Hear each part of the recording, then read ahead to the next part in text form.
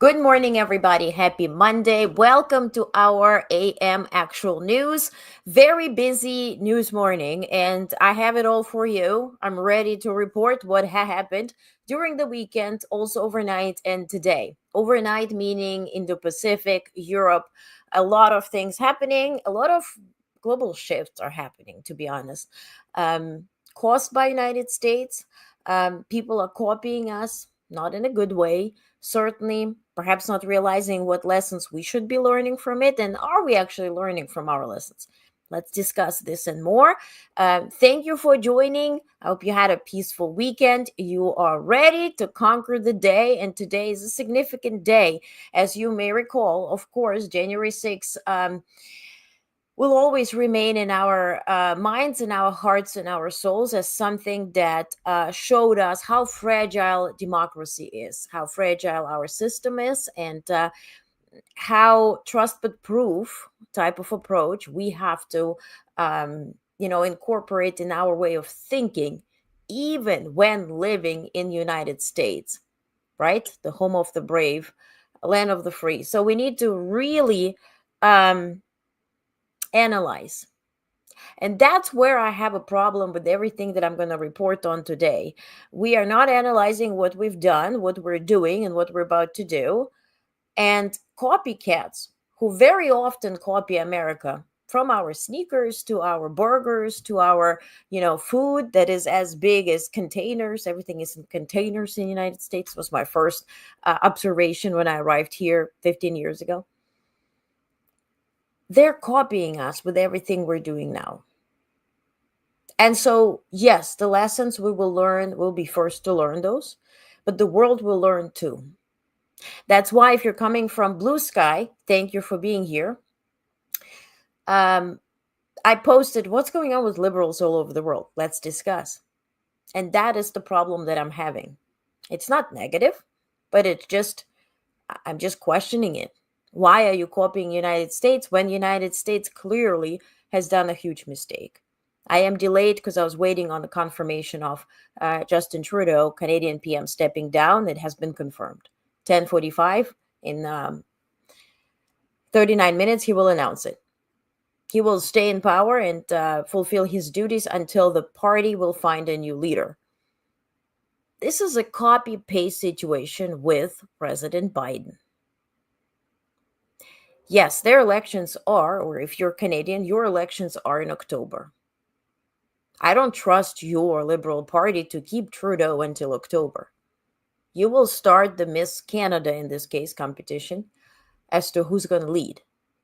And you're going to replace him and maybe replace the replacement. Are you going to go the South Korean route? Replace every 2 weeks while you're weakened against others, while Trump is considering to tax you? Or are you going to go the Biden route? Make him a lame duck, let him sit till October, completely not quite ignoring and limiting him from within your party. Don't expect to win then in October. Learn from us. And that's the question. Learn from us. I'm going to report today factual news. It's actual news on Australia, on Austria, on Norway. Copy, paste. Why are you doing this to yourself? We effed ourselves a lot. This is not a strong move. So, good morning. Good morning, Rosie Marie. Good morning. Rosie Marie says they're doing the same thing as they did to Biden. Exactly. Yep. It's just here, you can't go with the narrative that this is an old guy. Maybe he has Alzheimer's. Oh, are you breathing? Are you not breathing? Blah, blah, blah. You can't go this route. So what are you doing with Trudeau? You make him a narcissist. I saw all of it. Over the weekend was the Musk-produced media thing. He's a narcissist. He's this, he's that. His mother was this. His mother had 5 children. She had 2 children after she left his father. Why do I know all of it? I'm not Googling it. It is presented to me all over socials, all over media. Why? I'm an American. Why do I need to learn about Trudeau? Here we go. Good morning, Alexander. Good morning. Alexander says, good morning, Olga. It rather looks like a copy of Rishi Sunak. Indeed, but also Musk has been working overtime this weekend to push Starmer out. He first invested $300 million in Starmer's campaign. Starmer is not closing the borders or creating this as much of a turmoil as Musk wished for him to do. And now he is, and I have a readout on that, he is pushing him for not prosecuting sexual offenders. So, bottom line, what it looks like is it's really a media approach as to let's run a questionnaire, right? Or let's run different campaigns, analyze what are the main talking points in your country, and now I'm going to use your pain, like pain moments or your pain points to navigate your opinion towards a certain candidate that is of my preference. And that is exactly what's happening. So, but first, President Biden this morning presented an op-ed in Washington Post called The Importance of Remembering January 6th. And so in this op-ed, President Biden reflects on significance of January 6th, stressing that while the peaceful certification of the presidential election is now a routine event, it should never be taken for granted. He recalls the violent insurrection that took place on January 6, 2021, when rioters stormed the Capitol, threatening elected officials and law enforcement officers. Biden calls on Americans to remember the gravity of that day and to resist efforts to downplay or rewrite the history of the attack. He underscores that the nation must honor the sacrifices of those who fought for democracy and commit to defending it for future generations. The op-ed concludes with Biden's pledge to uphold the peaceful transfer of power and a reminder that democracy, even in America, is not guaranteed.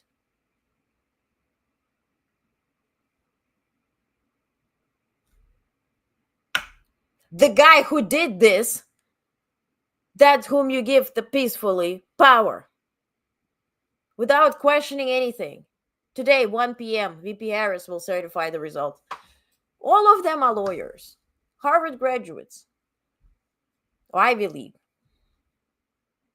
Nobody questioned the bomb threats. Nobody questioned the Starlink thing. I might sound like conspiracy theories because I don't have answers. I was not the one spreading the rumor that Democrats will not certify. They're working behind the scenes. I was the one to debunk your rumors. Because Democrats, same as the MAGA, will love, when it hurts, we'll love creating a bubble to live in. This was a weird bubble to create. That something is going on, that it's not going to be, blah, blah, blah, blah, blah. Here's VP Harris, a video that she just posted on peaceful transition of power. Take a look. The peaceful transfer of power is one of the most fundamental principles of American democracy.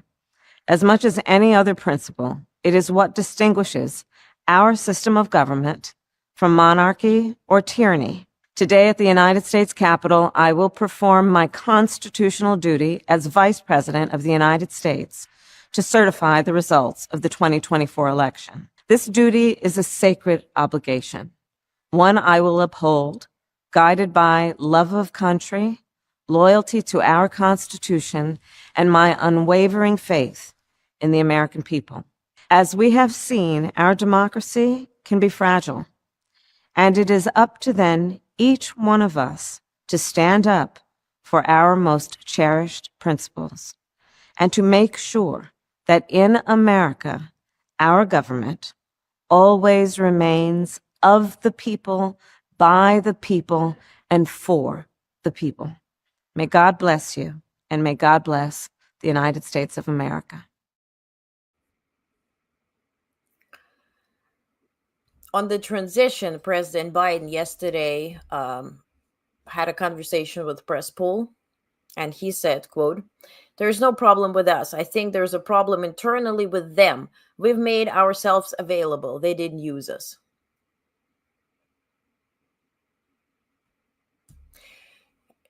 Pledging to defend the Constitution. I love you, VP, but did you? Are you? Are you defending the Constitution? Did you defend the Constitution? Did you defend the democratic process? Did you? Did you question bomb threats? Did you question anything? Constitution, I wasn't born here. Maybe educate me. I have never read in the Constitution. I did study it. I did study political science. I did graduate here. I did work as a diplomat. I kind of know. I never saw obey as part of Constitution. Hey, Jay. Good morning. Good morning. The tears. Alexander, I'm going to have a readout on the shelf drill, on the drilling. Yeah, on the what Biden passed today. Next, President Biden and First Lady will go to New Orleans today, and they will attend. Let me move my screen a little bit. They will attend the interfaith prayer service for peace and healing, and in New Orleans. And if you're in New Orleans and you want to attend, this will be at the Cathedral Basilica of St. Louis.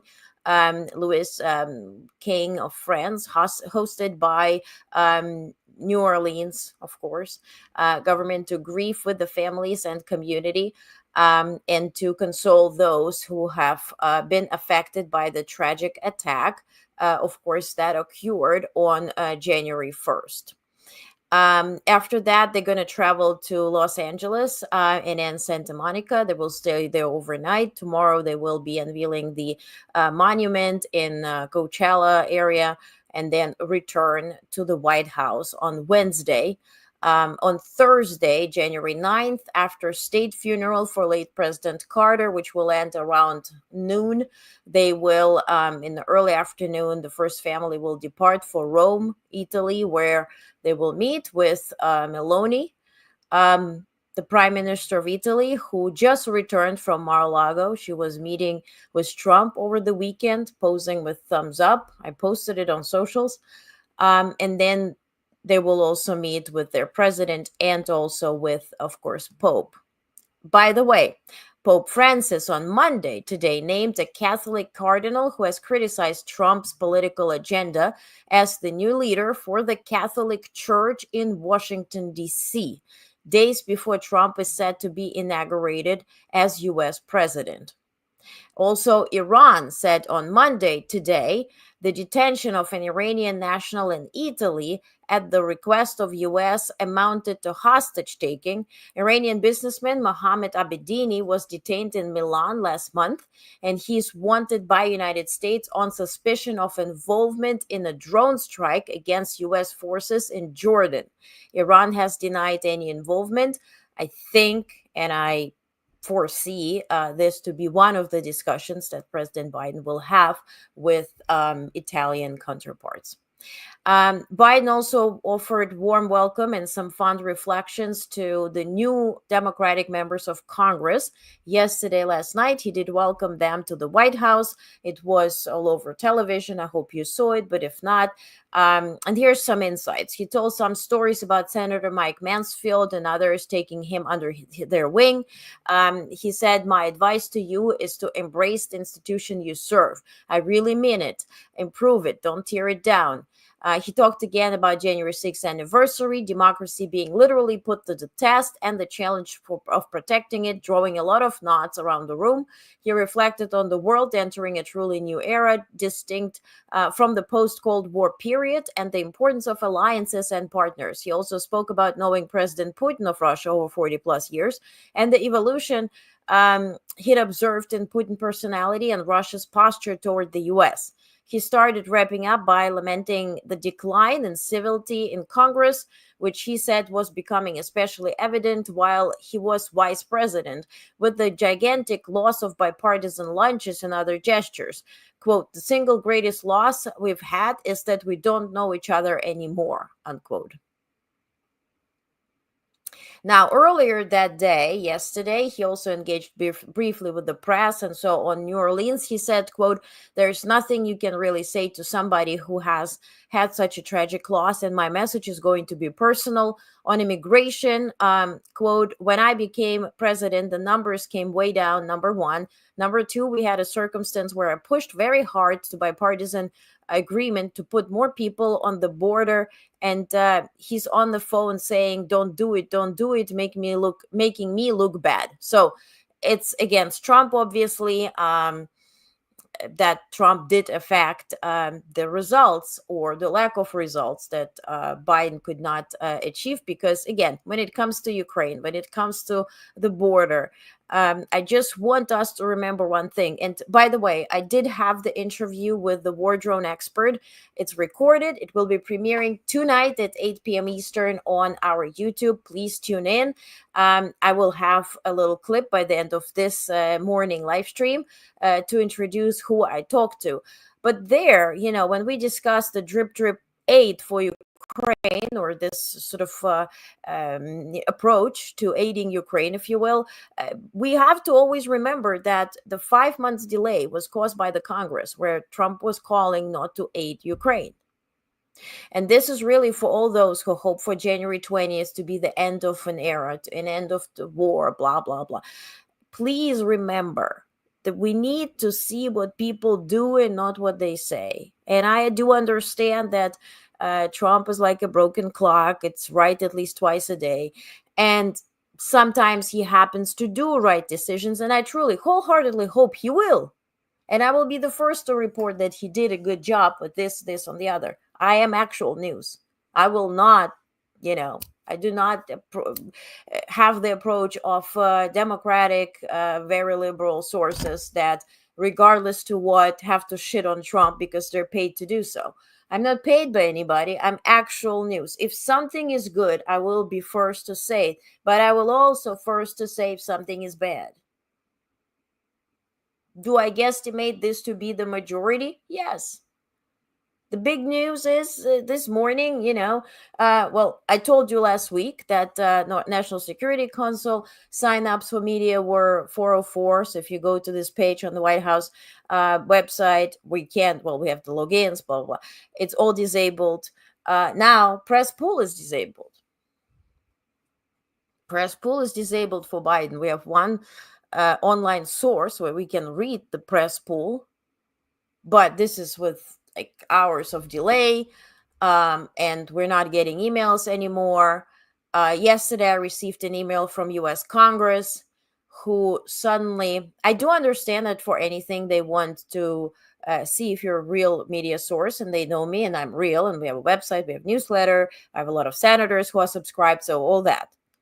Meanwhile, I received an email yesterday saying that they will not be let into U.S. Capitol for President Carter's funeral. I'm for, the cathedral and everything the Pentagon handles is different.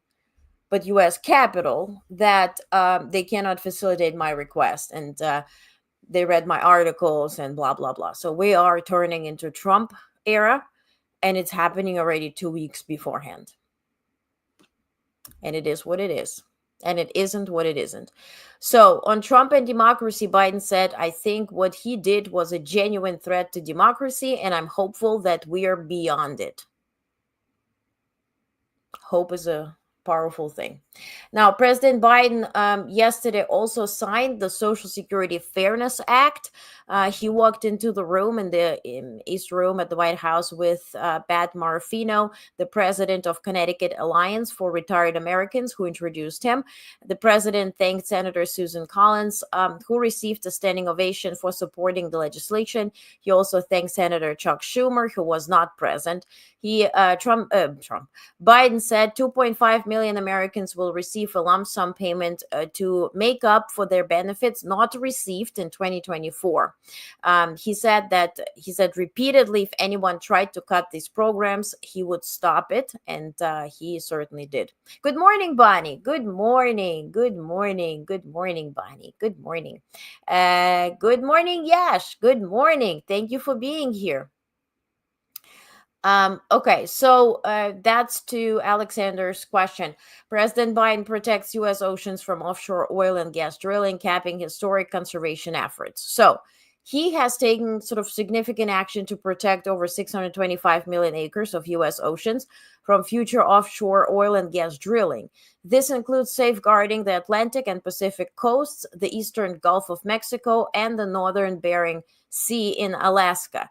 This move aims to protect coastal communities, marine ecosystems, and local economies from the environmental risks of offshore. Why is it jumping? Wait a second. Let me pull it back. All right. That's when you have a readout. The move is aligned with Biden-Harris administration's climate priorities and commitment to resilient oceans, as well as honoring indigenous rights. Biden has also advanced other significant conservation efforts, including offshore wind projects, national marine sanctuaries, and support for tribal communities as part of a broader plan to protect 30% of U.S. lands and waters by 2030. Now, Trump sent out an email this morning. Oh, Jesus. Okay, 10 more emails. Okay. He said Trump's Caroline, whatever, spokesperson, issued the following statement in response to Biden's anti-oil drilling action. This is a disgraceful decision designed to exact political revenge on the American people who gave Trump a mandate to increase drilling and lower gas prices. Rest assured, Joe Biden will fail and we will drill, baby, drill. Unquote. This is White House spokesperson talking. Anyway, remember the decision of Joe Biden to ban the deal of Nippon Steel, of buying U.S. steel.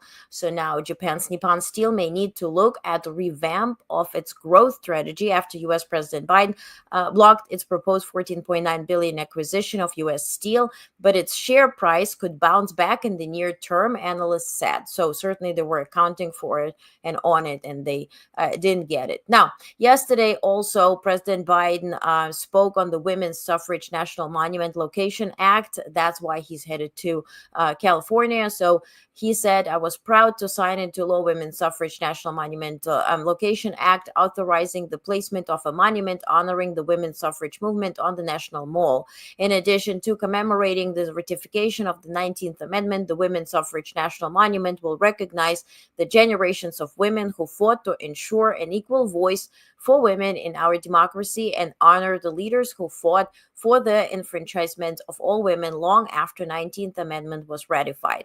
Vice President Harris and I are committed to defending equal rights for all Americans, to strengthen the federal government's recognition of women's contributions to our nation's history, and to inspiring the next generation to create more equal future for all.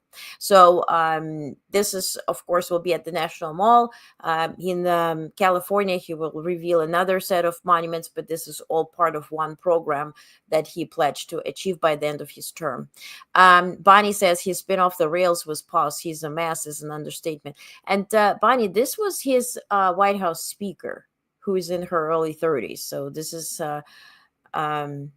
not a midnight talk or whatever, but this will be the press releases.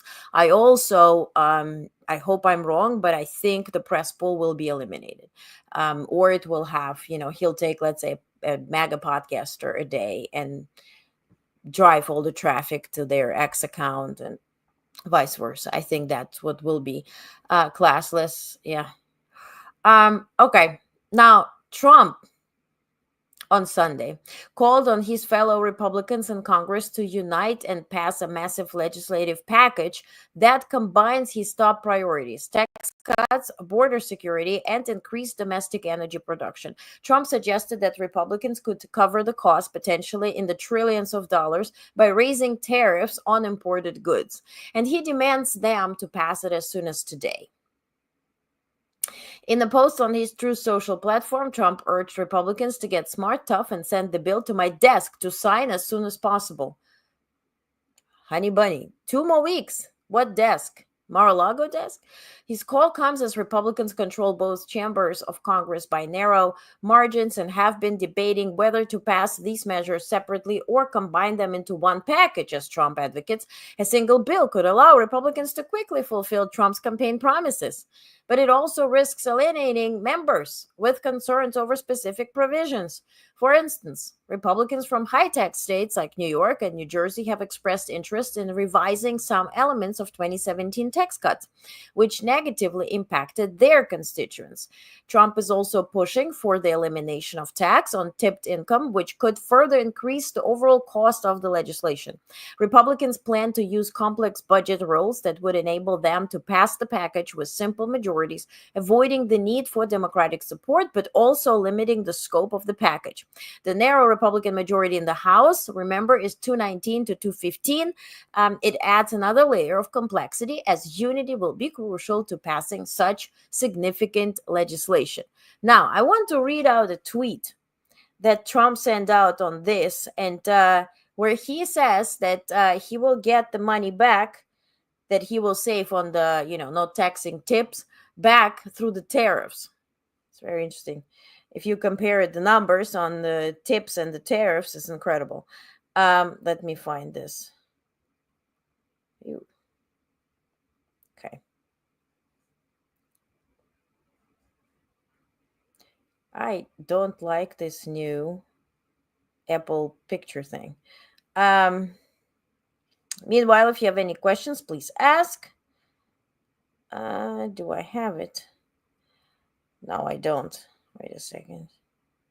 It doesn't matter. Anyway, he says that I do have passed this one legislation, one bill with everything that I promised, and especially we will offer no tax on tips. And don't worry, that money we will make up through taxing countries all over the world. And it's just interesting how I don't know who is on the receiving end for his guesstimation, who thinks that the missed tax on tips and the 25% tariffs on everybody and now the world is somewhere comparable numbers wise. It's incredible. It's like tit for tat, but the tit is not tat. Okay, so Trump's aides now consider tariff plans focused on critical imports.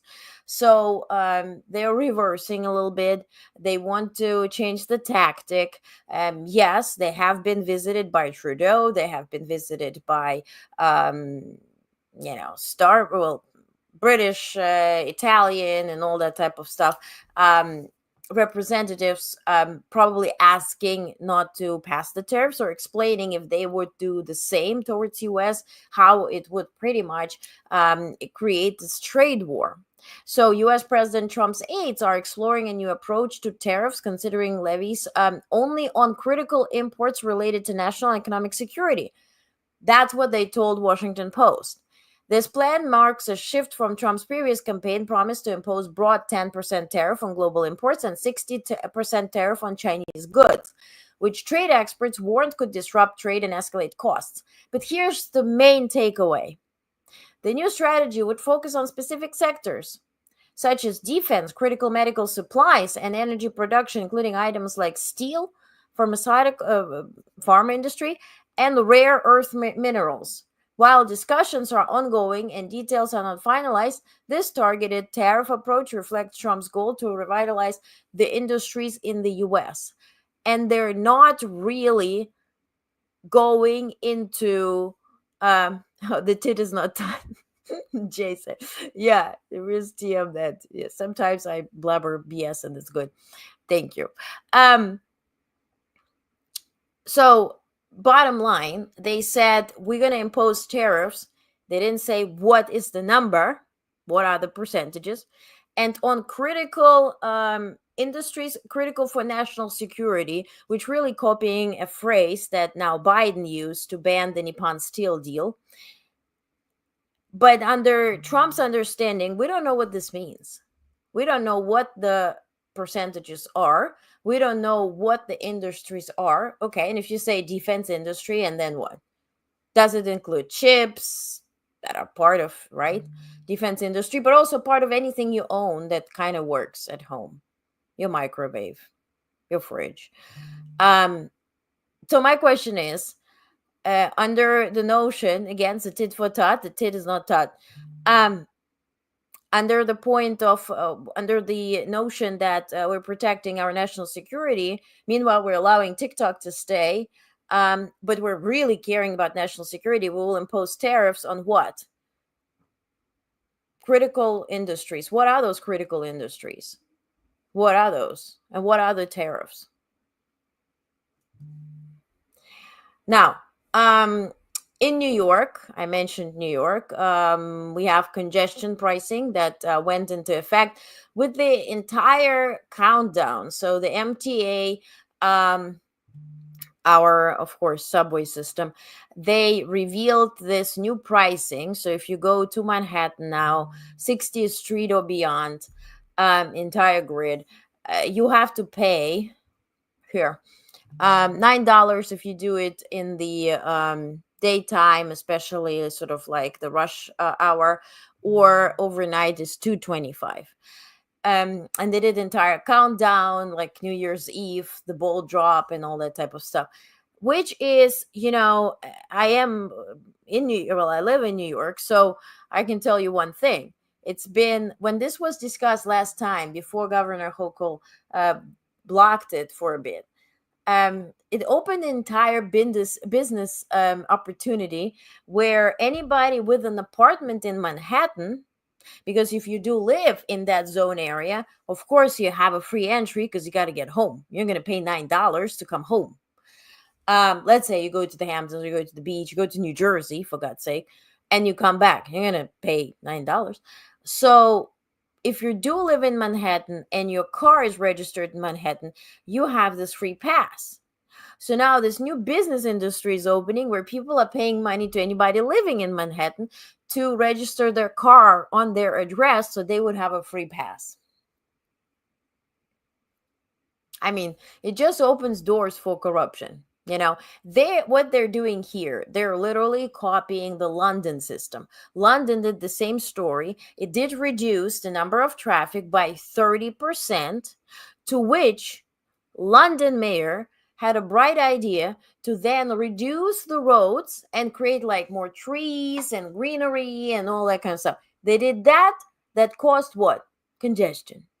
So now people are paying and also staying in lines. So let's see what will be in New York and how this will affect tourism, because New York very much relies on that too.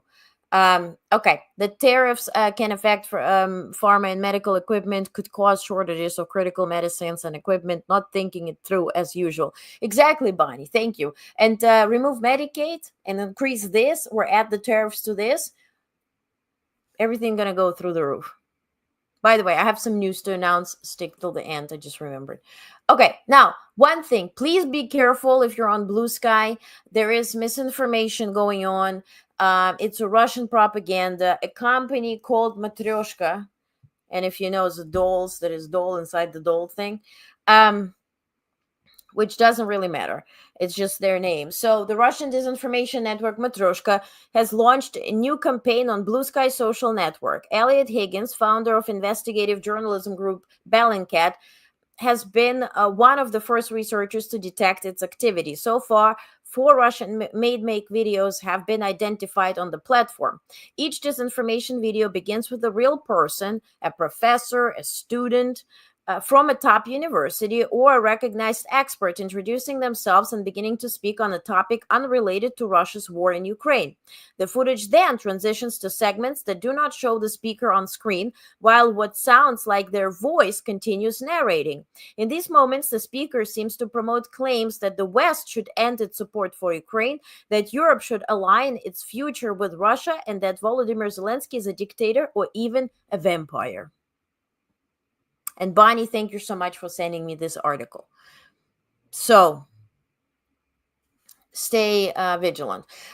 Some of you were commenting, especially on X, saying when we open something, we have to account for propaganda. No, you don't. No, you don't.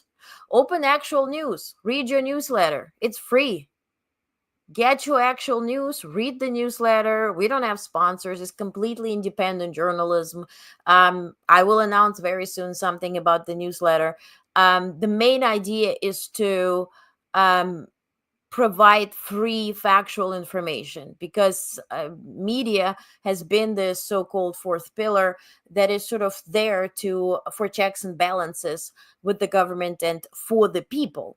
And so we will stick to factual, dry information, news. Think it's boring? Good. Boring is good.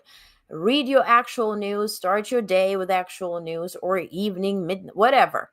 Read the actual news. You don't have ads there. You don't have propaganda there. And then we're starting the series, the interview series, and the first one is premiering tonight, where you will get opinions and where you will get also knowledge from the front lines or from several departments of those who know what they're talking about. So you'll get their experience, expertise, and wisdom. So dry news and written audio and video format, and then discussions in video format. So that is the idea here, and we will be growing and we'll be getting bigger, and I will announce more as soon as I can. But this is maybe tomorrow, maybe soon. Stay tuned. Especially if you do want to be a part of restoring trust in media and is restoring decency within the media, you can get involved. You will be able to get involved in different ways. And hence, I'm restructuring Honest Network to facilitate that. I'm restructuring it legally. I'm restructuring it management wise, and I will announce it when everything is done. And there will be different opportunities how you can get involved, because we need to protect democracy, and protecting democracy is not a word, is an action. And I do believe that democracy is an action. It's not a word. And I'm not a fan of calling it protecting democracy just by shitting on, let's say, president. No, we need to stay factual, right?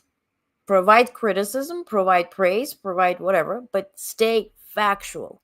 And that's what I promise to do. If there is something good, I'll say it. Do I expect it? No. But I will say it if I see it. I have no problem with that. All I want is US to survive. All I want is democracy to survive, because we're this beacon of light in the world that is flipping around. And we will see it. So, other news, Amazon Prime will release documentary about Melania Trump later this year. Filming started in December, with Melania serving as an executive producer. So this is based on her book, on her life. Amazon announced this will be in theaters worldwide. You like it, watch it. Now, traffic jam is forming at US rocket launch sites. So the idea was to create, remember when Musk came to Trump when Trump was in office, first term? Remember the picture when he stood next to Trump, and then Trump later posted, he was begging me for money, for SpaceX, for his rockets that are exploding, for his cars that are not driving and not parking. Remember? And if I would have told him to drop to his knees, he would have done it. Remember the talk? So during that meeting, they agreed as a solution to provide Elon with money is to launch Space Force. And Space Force, the plan was to allocate $30 billion over the years. And that's what initially sponsored SpaceX, right? When they became sort of reliable commercial option for launching astronauts, of course, they start working with NASA. NASA pays them, right? Buys their services, although they're sponsored by feds, by our tax money, or taxpayer money. But also, for instance, they would launch NASA astronauts, and it would be not just Americans, but also Japanese and UAE and China and Russia, of course. And so it's a big business. So now SpaceX will be expanding. They're creating sort of national guard for SpaceX. So they will be sending, they will call them space soldiers, to not just astronauts, but space soldiers who will be flying all around. They will be called National Guard, that type of thing. For that, they are expanding the budget for Space Force. And Musk's friend, who, that guy, the billionaire who paid him $250K to fly on SpaceX capsule just to go to the orbit and back. He's will be the head of NASA if confirmed. And so altogether, SpaceX will occupy all the launching sites.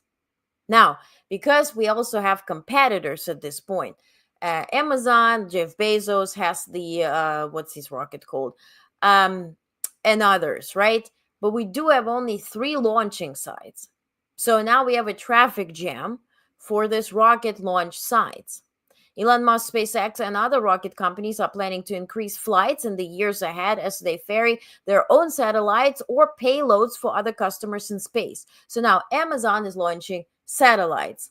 SpaceX has populated our orbit with satellites, but now it opened a new type of business, so it will be a lot of launches. So if you do live in California or Florida, you will be affected by this on the daily basis several times a day. What will do to the nature, what it will do to pollution remains to be seen, but if you're smart, you can guesstimate. So the problem, only 3 sites in Florida and California handle most US rocket launches, and those locations are expected to become increasingly congested as companies and regulators schedule more missions. So, Rosie says, Olga, is it possible to learn the dams who are supporting Hegseth? Thune told Trump, yes, the vote for Hegseth confirmed. I don't know. I can look into it, and I can ask those who do cover Congress, who are reliable. I'll follow on that. I don't cover Congress. 21st century robber barons. Here we go. Yes, Jay, exactly. And 21st century problems. Now, U.S. Consumer Financial Protection Bureau sued Berkshire Hathaway's unit over risky home loans. Of course, this is part of, always forget, Warren Buffett's business. The U.S. Consumer Financial Protection Bureau, CFPB, filed a lawsuit on Monday against Vanderbilt Mortgage and Finance, a unit of Clayton Homes, a manufactured housing business owned by Warren Buffett's Berkshire Hathaway. The CFPB alleges that Vanderbilt pushed borrowers into risky and unaffordable loans for homes purchased through Clayton, contributing to financial hardship and, in some cases, the loss of homes. The lawsuit claims that Vanderbilt Mortgage ignored clear and obvious signs that borrowers could not afford the loans they were being offered. The company is also accused of charging borrowers additional fees and penalties when they fell behind on payments, further exacerbating their financial struggles. Quote, Vanderbilt knowingly traps people in risky loans in order to close the deal on selling a manufactured home, unquote. Said the director in a statement. The agency's action seeks to hold the company accountable for what it described as unfair and deceptive practices that ultimately harmed borrowers. Clayton Homes, which is the largest manufactured home builder in the U.S., has not yet responded to requests for comment. The lawsuit highlights ongoing concerns over lending practices in the manufactured housing market and could have significant implications for how such loans are regulated in the future. And let's hope it will. Let's hope it will. Hopefully, maybe. Also, don't forget this Friday, Trump will be given a sentence for his sexual assault case. It will not be anything, pretty much. It will be for the first time for former / future president to be prosecuted and have a sentence, but it will not be a home arrest or anything. Slap on the wrist, if any, but maybe historically does matter.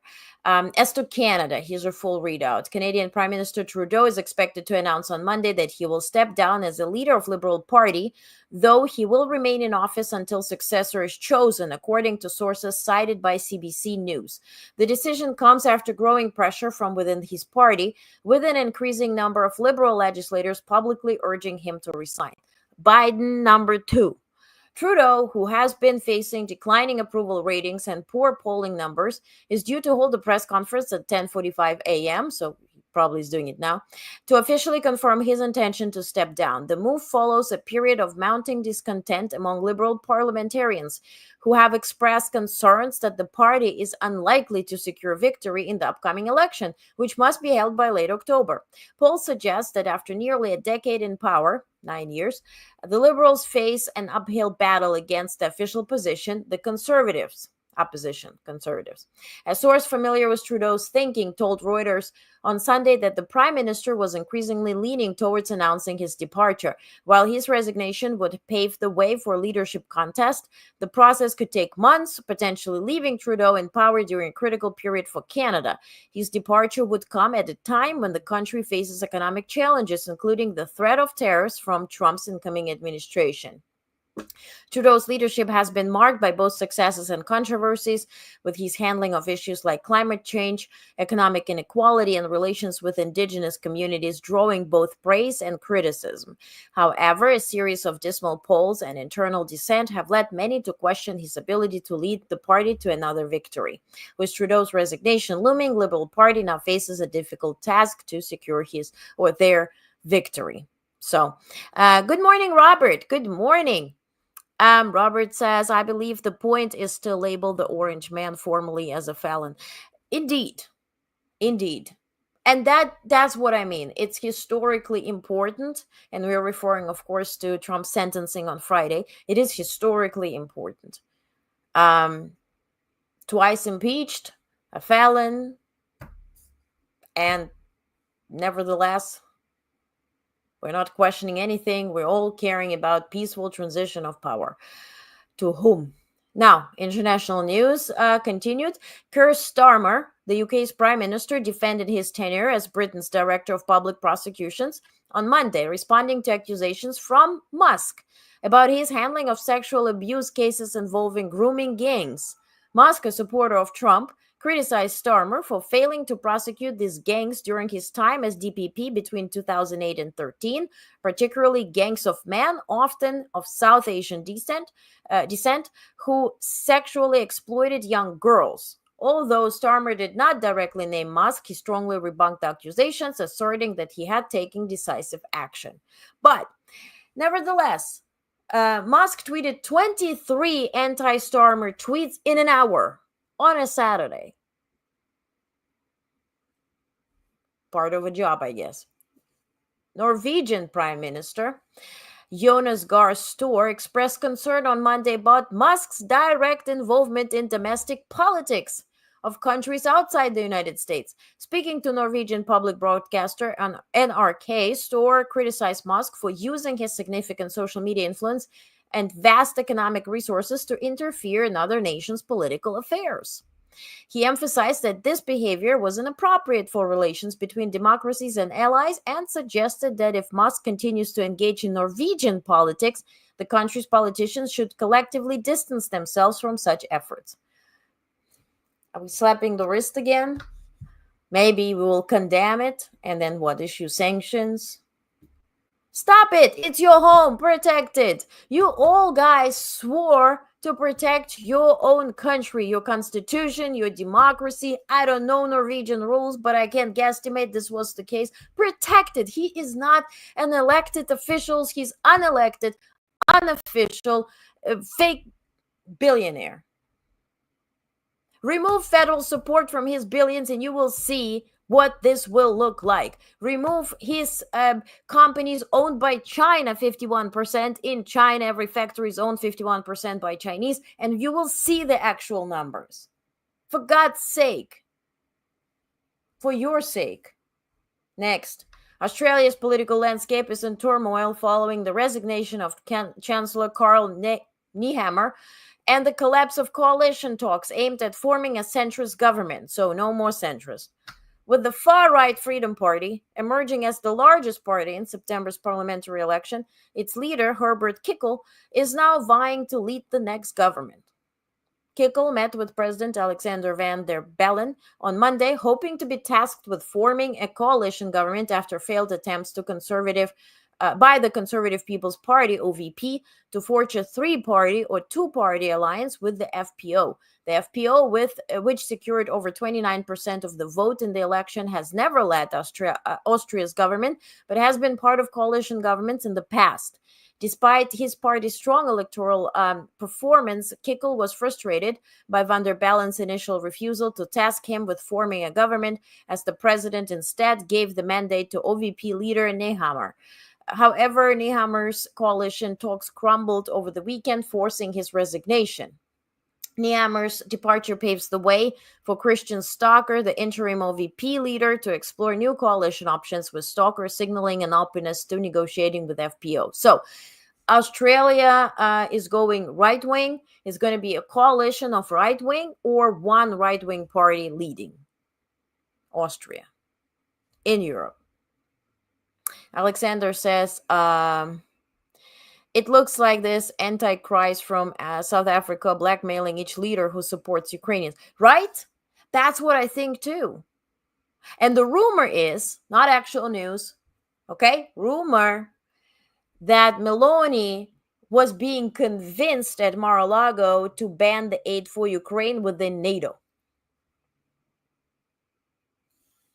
There you go. Musk needs reined in, he is dangerous. Yep. Jay says, why no fighting back, defending our democracy, compromise or capitalism, maybe both. That's my whole point. That's why I started with this video of Vice President Harris. Where is the fight? When we fight, we win. But we're not fighting. Nobody's fighting. I do understand, okay, this is official election results. Fine. My point is, I'm not part of the crew that said, oh, Democrats will not certify. No, they will. Question, can we answer questions? Bomb threats. The Starlink, was it affecting election or no? How did the bomb threats affect elections in neighborhoods of predominantly African-American voters? How was this affected? Because if we don't learn from mistakes and the past, we're deemed to not just repeat it, but make it worse.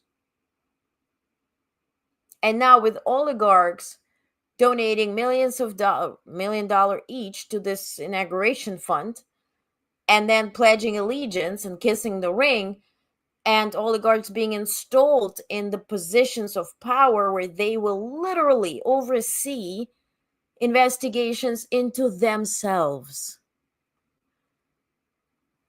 And all we care about is how well and how easy we transfer the power to this. That is my question. I'm not an insurrectionist or conspiracy theorist. I just have legitimate questions. When I report actual news, I want to report actual news. This and this happened. This what it led to. This is what we've learned. Period, point blank. We have no information on this assassination attempt. We have no information on the second alleged assassination attempt. We have no information on the election interference. We have nothing. We have sanctions on Iran and Russia for meddling in the election, which were announced last week, that lead to nothing. Absolutely nothing. Oh, close the website. Okay. Or RT closed one website, opened another. Big deal. That's my question. Okay. Now, the United States is finalizing steps to resolve long-standing obstacles preventing a civil nuclear partnership with India. U.S. National Security Advisor Jake Sullivan announced on Monday. He's in India now. I did announce it on Friday. The two countries have been discussing U.S. nuclear reactor sales to India since mid-2000s, but Indian liability rules, which place the burden of accident compensation on operators rather than plant manufacturers, have hindered progress. The deal, originally signed in 2007 under George W. Bush, marked a significant step in allowing U.S. to export civilian nuclear technology to India. However, India's stringent nuclear compensation laws have delayed the country's goal of adding 20,000 of nuclear power by 2030. Sullivan's remarks in New Delhi come ahead of President-elect Donald Trump's inauguration as the U.S. looks to strengthen ties with India. The two nations also plan to discuss a wide range of issues, including China's impact on regional infrastructure, artificial intelligence, space exploration, and military licensing during Sullivan's visit. In Ukraine, Ukrainian forces, well, in Russia specifically, have launched a major new offensive in Russia's Kursk region, a region that Ukraine captured parts of over the summer, but has in the past few months struggled to hold amid pressure from Russian and North Korean forces.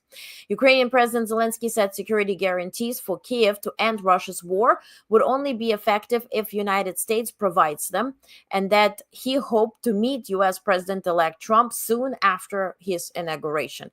Also, Zelensky said for a 3-hour interview in Ukrainian, Russian, English with the Russian agent Lex Friedman, known as Alexei Fedotov. They posed together. Here's a photo. It's a 3-hour interview. I can summarize it for you. I forced myself to watch it. That's them. Lex or Alexei, whatever, traveled to Kiev to do this. He blocked me because I called him a Russian agent. If he wasn't an agent, why would he? Anyway, the story is Lex Friedman starts with the narrative that Zelensky spoke Russian for most of his life, hence he should be Russian. And he is also Jewish, which is also Russian. He leads to everything being Russian. He starts talking about Soviet Union. He pushes the narrative that the Second World War started in 1941, which is sort of the Stalinism idea, promotes the idea of Soviet Union, that Zelensky should be the one to sort of unite with Russia because he is Russian mainly, and he's Jewish, and Jewish means Russian. And then he pushes Zelensky to pretty much talk in Russian. Zelensky continues in Ukrainian. Then Lex Friedman complains that he has 3-second delay for translators. He speaks Russian. They want to speak in Russian. He released an interview on his website in Russian and English. Zelensky released the same interview on his account in Ukrainian, which is incredible. Zelensky rambles a lot about his story, about his grandfather, about his family, which is all very interesting and nice. My only question is, why do you do this with Lex Friedman? Friedman praises Joe Rogan and says he has a great comedy club. You and Putin should come and I'll pay for you. Go to Joe Rogan. Zelensky says, no, Putin will pay. Then Zelensky rambles more and says, stop me if I'm talking too much. And I'm thinking, my head is, it's a Russian agent anyway, but it's like, I can't imagine Churchill being interviewed in German and rambling for 3 hours. Then Lex Friedman asks, this is a quote, very close to quote. Trump and Musk are fighting corruption in the United States. What will you do to ensure them that you will have no corruption in Ukraine so they can continue helping you? Then everything is driven to, you're Russian, so why don't you just concede, all that story. And then ultimately the Lex Friedman says, well, I will travel to Moscow, interview Putin, then I will come to you, and I believe I will be the one to do the peace talks. To which my question is, why Zelensky is not countering with, sorry, sir, who are you? Are you an elected official? Who are you? You podcaster? Why are you traveling to Kremlin and me, and why are you negotiating? Who are you? Who is you? So I have a lot of questions on Zelensky's end. I have no questions on Lex Friedman's end because he is an agent.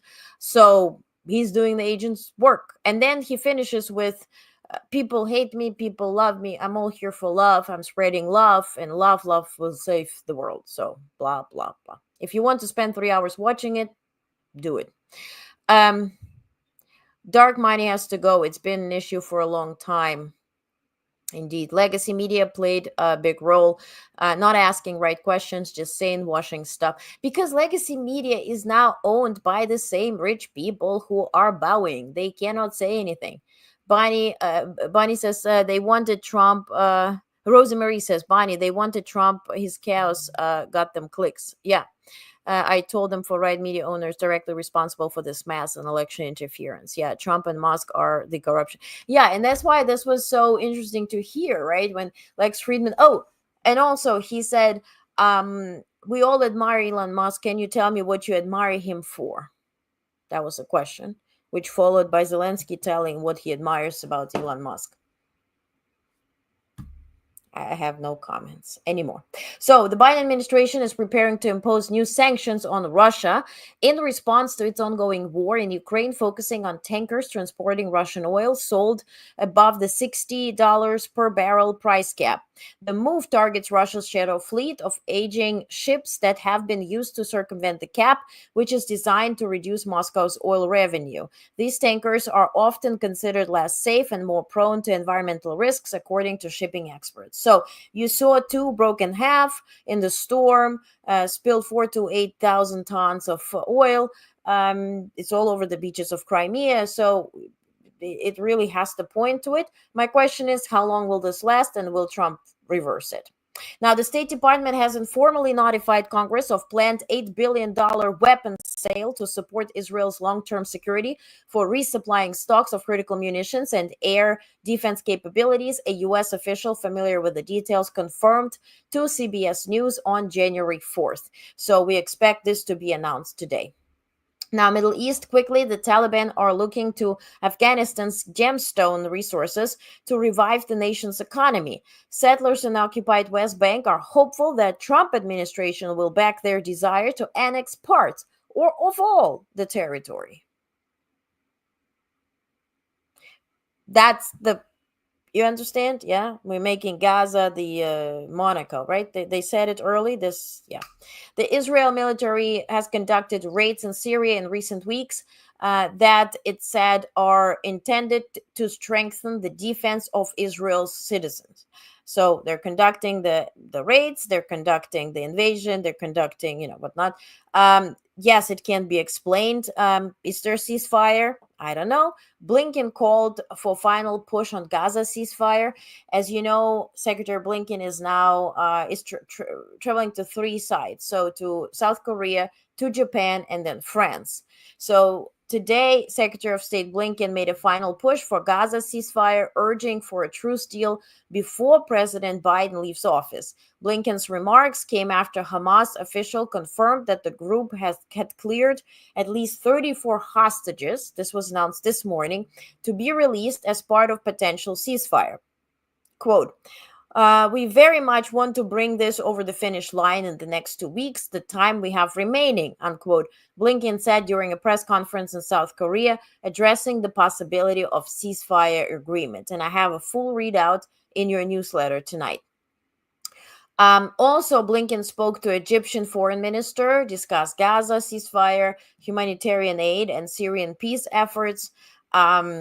He focused the conversation specifically on securing a ceasefire in Gaza, ensuring release of hostages, and improved humanitarian aid access.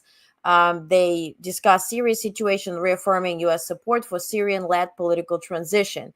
He praised Egypt's role in fostering regional peace and emphasized the significance of U.S.-Egypt strategic partnership. Also, while in South Korea, North Korea has filed ballistic missiles while Blinken was meeting with South Korean new leader. And so they fired this missile into the sea of its east coast, coinciding with U.S. Secretary of State Blinken's visit to Seoul during a period of political instability in South Korea. South Korea's military confirmed the launch, and Japan's Coast Guard reported that the missile had fallen into the sea. Earlier, Blinken met with South Korea's acting president, Choi Sang-mok, emphasizing the U.S. unwavering defense commitment to South Korea and calling for enhanced diplomatic and security cooperation to deter further North Korean provocations. So the previous leader was impeached on December 3rd. They tried to come to his house and detain him. They were confronted with a bunch of people who would Stop the Steal sign, sort of like copycatting MAGA world and defending the impeached leader who declared this martial law overnight and then reversed it. but was herewith impeached. He's facing investigation. They wanted to take him into custody. They could not. Now, the South Korea's anti-corruption agency, the Corruption Investigation Office for High-Ranking Officials, the CIO, requested police assistance on Monday to execute an arrest warrant for this impeached President Yoon Suk-yeol. The move follows a failed attempt last Friday when a tense standoff with Yoon's presidential guards, who formed a human chain to block investigators, prevented the warrant's execution. So let's see if this will work better this time. And finally, Chile's president, Gabriel Boric, makes historic visit to the South Pole. No, he's not taking over South Pole. And South Pole does not really belong to anybody to begin with. Chile's president became the first leader in the Americas to visit the South Pole, arriving at Amundsen Scott South Pole Station on January 3rd. 2025. His visit underscores Chile's commitment to its territorial claims in Antarctica and its role in scientific research, particularly concerning climate change. Accompanied by scientists and cabinet members, Boric emphasized the importance of Chile's growing presence in Antarctic research, stating that the country is positioning itself as a gateway to the region. Only two other leaders from New Zealand and Norway had previously visited South Pole, despite competing territorial claims by various nations. Antarctica remains a scientific preserve under 1961 Antarctic Treaty. History is in the making, so to speak, and not in a good way. Let's hope it stays. Undecided as to whom it belongs to when it comes to South Pole, but certainly the treaty is still in effect since 1961, the Antarctic Treaty. Okay, and that's it. So what I want to mention, wait a second, Alexander says, the argument of a language raises England's right for the half of the world. I wonder what Zelensky answered. As to language, what Zelensky said was that the official language in Ukraine is Ukrainian. He is the president. He is preserving the country, fighting for its sovereignty, and hence he will be speaking Ukrainian.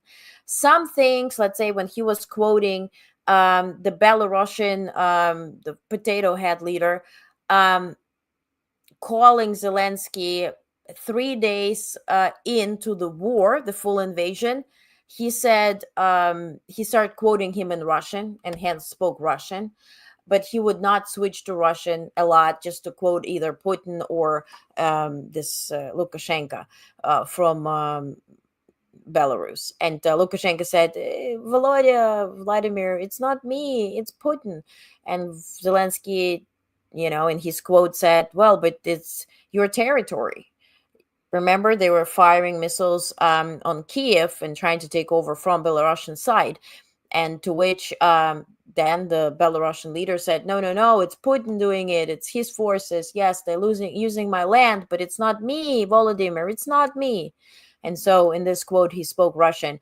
Also, what's been interesting, in my interview that I've recorded yesterday with Lars, with Carl Larson, who is a former U.S. military.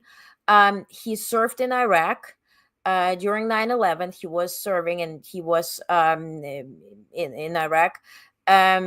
He then spent 20 years within Democratic Party. He was elected. He's from Seattle.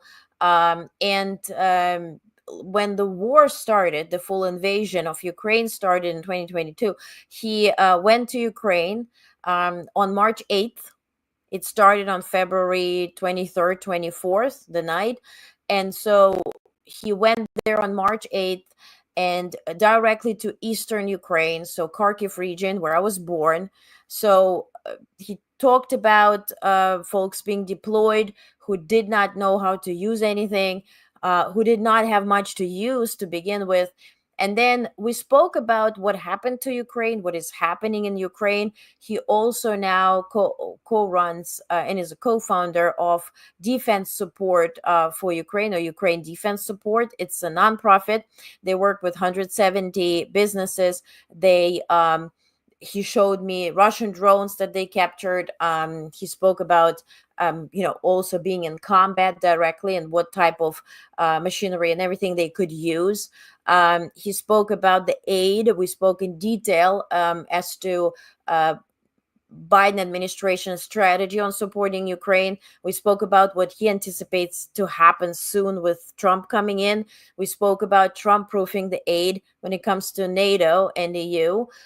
We spoke about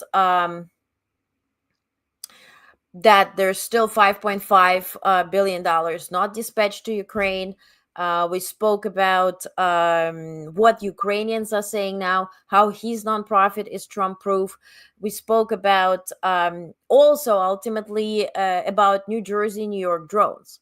And what was interesting that on the 4th, a big interview came out with New York Times by between interview by Secretary of State Blinken for a podcast by New York Times, where he spoke about the strategy and he spoke about what's next, what they anticipate to happen next during Trump administration. So I took the snippets and he did provide commentary to that, which is relevant and it's very interesting. And it's a opinion of somebody who was there, and he was as recent as 2 months ago in Ukraine. He's going very soon. He also explains what his organization does and how somebody can get involved. It's English, Russian, Ukrainian speaking. And so here's a clip on the drones, just so you can see his face, put voice to a face. Here's a little preview on the drones of my interview with Carl Larson. Take a look. The truth needs to come out. The administration needs to come clean and explain what exactly these drones are doing. Let the chips fall where they may. Tell us what's actually going on. And frankly, fire the people who made the decision not to tell us in the beginning. The drones themselves are the size of small planes. They do function like planes. They have FAA-approved markings. They fly in grid patterns. They fly at designated times, exhibiting certain behavior that indicates that it's most likely that they're sniffing for NBC. And they do not emit RF frequency. Am I confident that America's infrastructure is properly hardened against drone attack? Absolutely not.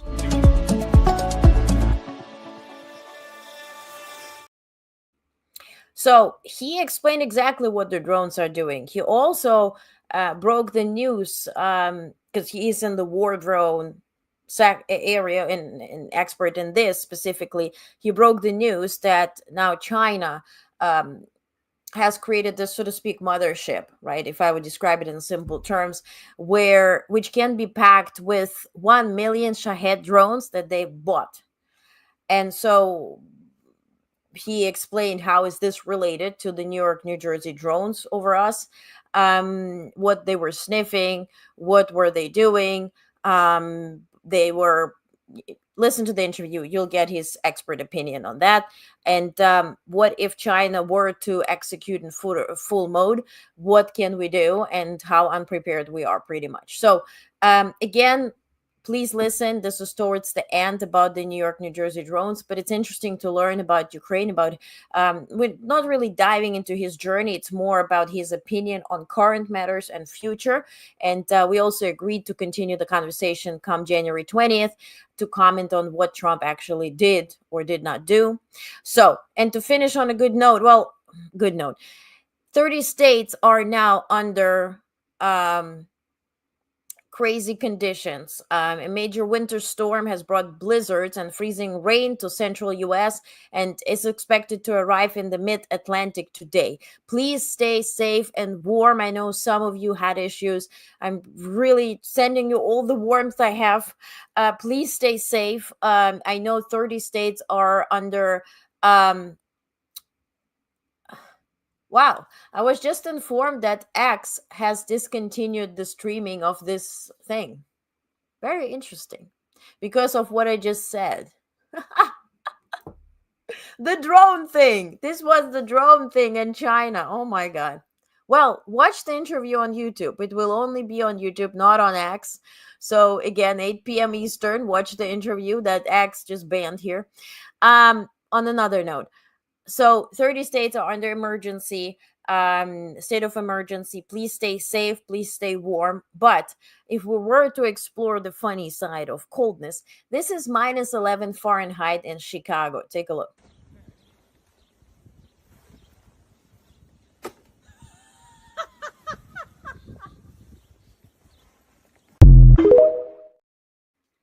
So again, don't throw any wet jeans that will flip and stand. But again, Arctic air takes over the eastern coast, and so or east coast. Please stay warm and please stay safe. Now, tomorrow is my travel day, so I will tonight late night pre-record tomorrow morning session. So please don't be upset if I don't read your comments. I will log in and I will comment with you. I'll be with you in the comments tomorrow. I'll be on the screen and I'll be answering your questions in the comments. So you'll see me tomorrow tweeting up a storm or commenting on YouTube. I'll be on YouTube, and I will answer your questions there so we can discuss while we all watch me do what I will do pre-recordedly. Okay. All right. Thank you so much for watching. It's a busy day today. I will have some news, and so tune in tomorrow.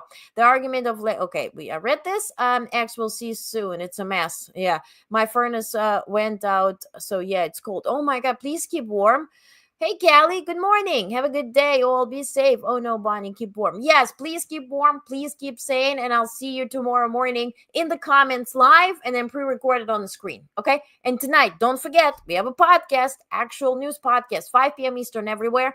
And the free newsletter coming up too. So go ahead, get it, honestnetwork.com. You can read it there. Okay?